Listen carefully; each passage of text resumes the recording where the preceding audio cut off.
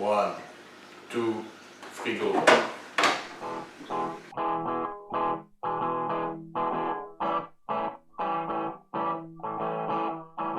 Ah, c'est bon, ça charge. Okay. Aujourd'hui, nous allons vous présenter les différentes maladies en aquarium. Et pour ce faire, nous allons étudier un petit peu les différents facteurs qu'on peut maîtriser pour prévenir et combattre ces problèmes. Le premier point que nous allons aborder, ce sera l'équilibre biologique, plus précisément l'équilibre bactériologique. L'équilibre. Oui, l'équilibre. Souvent, quand on parle d'équilibre biologique, on parle souvent du cycle de l'azote. Mais ce à quoi on ne pense pas, c'est qu'il n'y a pas que le cycle de l'azote qui compose l'équilibre biologique. Par définition, toute la vie présente dans cet aquarium participe à son équilibre. Et dans le cas qui nous intéresse, plus particulièrement l'équilibre bactériologique. Un environnement pauvre en bactéries favorise les épidémies. Et par pauvre en bactéries, je veux dire pauvre qualitativement en bactéries. Beaucoup de maladies sont dues aux bactéries présentes naturellement dans la flore intestinale du poisson. Pour être clair, bonjour, je suis Claire. Ces bactéries sont nécessaires au bon fonctionnement digestif du poisson. Il faut savoir que chaque individu a une flore intestinale qui lui est propre. Quand une de ces bactéries se retrouve dans un milieu pauvre en vie, elle se multiplie à vive allure, parce qu'elle n'a pas de concurrence. Et c'est dans ce cas précis qu'elle devient dangereuse. Ceci, mes chers amis, est d'une importance cruciale dans un aquarium. Dans la plupart des cas, quand on a une épidémie, c'est que soit cet aquarium est trop récent ou trop nettoyé. Plus il sera riche en bactéries différentes, plus il sera stable. Dans la même logique, un aquarium ayant subi un traitement mettra en place un terrain favorable pour le développement d'une épidémie. Et ouais. En gros, pour qu'une bactérie se développe sur plusieurs espèces de l'aquarium, c'est que la place était nette pour que celle-ci puisse le faire. Lorsque l'équilibre d'un aquarium est à son top, une patine d'algues se développe sur le décor inerte, l'eau est cristalline et une microfaune peut s'y développer. On a focalisé sur les bactéries, mais la logique est valable sur les champignons et les virus. Eh oui mon pote. La maladie, comme n'importe quel prédateur, s'attaque aux animaux les plus faibles. Tombez là, chemise, tombez là. On va donc s'intéresser à ce qui peut affaiblir un poisson. Alors qu'est-ce que le stress? C'est une agression physique de l'animal. Le stress peut être ponctuel ou continu. Et c'est surtout le stress continu qui sera le plus nocif au poisson. En effet, un poisson est naturellement équipé pour résister à un stress violent et bref. Mais par contre, il vivra très mal une petite agression continuelle. Ça peut être par exemple la qualité d'eau minérale, le pH ou la dureté. Ça peut être la qualité organique de l'eau, votre taux de nitrate qui est trop élevé, une filtration qui se fait mal.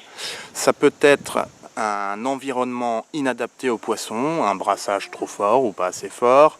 Ça peut être un éclairage trop violent ou une décoration qui ne correspond pas aux besoins du poisson. Et pour finir, un dernier cas de stress continu, le cas de l'aquarium surpeuplé, dans lequel on aura une surdominance qui s'effectuera sur le sujet le plus faible. Donc c'est particulièrement valable pour les poissons territoriaux, mais ça peut aussi s'exprimer avec des poissons de banc ou des poissons qui n'ont pas la moindre notion de territorialité. Donc tous ces facteurs de stress sont des facteurs auxquels il faut s'intéresser quand on a un cas de maladie dans un aquarium, et le simple fait de les régler va permettre aux poissons touchés de se rétablir. Un poisson qu'on vient d'acquérir peut avoir subi des stress, peut être affaibli sans qu'on puisse le maîtriser au moment de son introduction. Allez viens là mon petit caneton, j'arrive à te maîtriser pour t'introduire. Donc il est bien évident que même en ayant une maintenance parfaite, dans un aquarium parfait, quand on introduit un poisson dans un aquarium, il faut énormément l'observer suite à son acclimatation. Quand on vient d'acquérir un poisson, c'est souvent un jeune. Il y a une chose importante pour combattre la maladie, c'est son système immunitaire. Un juvénile n'a pas fini de faire son système immunitaire. Il doit apprendre à le faire. Et pour ceci, il doit combattre des maladies. Donc il doit tomber malade. Il doit pas tomber malade, il doit tomber malade. Ceci fait partie du processus de la vie. Bordel. Bordel. Cependant, il y a des cas où le système immunitaire est particulièrement faible. Certains éleveurs utilisent les antibiotiques de manière systématique. Et par contre, la bonne cuisine aux antibiotiques de Maïté, ça c'est bon, hein? Oh, enculé! pour accroître leur rendement. En l'occurrence, le taux de croissance des juvéniles. Il faudra donc être particulièrement vigilant quand on acquiert certaines espèces, et ce sont souvent les plus populaires. Les plus courants, combattants, guppies, néons. Un troisième type de poisson sur lesquels il faut rester méfiant, c'est sur les poissons qui vivent en milieu extrême. Souvent, ce sont des poissons acidophiles. Si ces espèces sont maintenues en aquarium communautaire, avec un pH neutre, leur système immunitaire ne sera pas adapté aux bactéries présentes dans cet aquarium.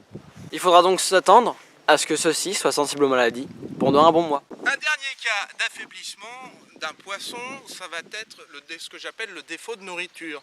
Ce que j'appelle un défaut de nourriture, ça va être un poisson qui va soit refuser la nourriture, soit donner l'impression de l'accepter, mais va en fait la recracher. Il est donc important de bien vérifier qu'un poisson ne s'amaigrisse pas une fois dans l'aquarium et de veiller à ce que la nourriture soit adaptée. Et bien souvent, le mieux, c'est de donner plusieurs nourritures différentes. BM Beach. Bon, tout ça pour vous dire que finalement, les traitements qui sont vendus dans le commerce ou les potions de grand-mère dont on peut vous parler ne sont pas, dans la majorité des cas, nécessaires pour éradiquer une maladie. J'ai qu'une chose à dire, le PO, c'est pas systématique. Hein. Il faut d'abord essayer de trouver les causes du mal-être de l'animal avant de procéder à un traitement. Quand un poisson au top de sa forme est confronté à une maladie qu'il ne connaît pas, il pourra développer de légers symptômes, mais en guérira tout seul. Maintenant, lorsqu'il est vraiment nécessaire de traiter, il y a quelques règles à respecter et nous allons voir ça. Lorsqu'il est nécessaire de traiter, la première des règles est de ne pas traiter le bac général. Et c'est valable pour tous les traitements. Il est nécessaire, mon cher Watson, de pouvoir mettre en place à n'importe quel moment un bac hôpital. Ça sous-entend d'avoir un filtre équilibré, prêt à être utilisé. Donc avoir une pompe, un filtre déjà équilibré sous la main, ça signifie avoir un filtre comme celui-ci, un petit filtre intérieur, qui va tourner en complément du filtre principal dans l'un de vos aquariums. Comme ça, il est équilibré, il est prêt à l'utilisation. Quand on en a besoin, on le sort de l'aquarium et on le met dans le bac hôpital. Et comme ça, on pourra nourrir l'aquarium hôpital sans risque de montée de nitrite. Ceci est la seule condition nécessaire pour un aquarium hôpital. Un simple bidon à couvercle peut suffire, tant qu'on a un filtre. Non, j'abandonne. L'utilisation d'un bidon a plusieurs avantages. Premièrement, le dosage est minime, car c'est un petit volume.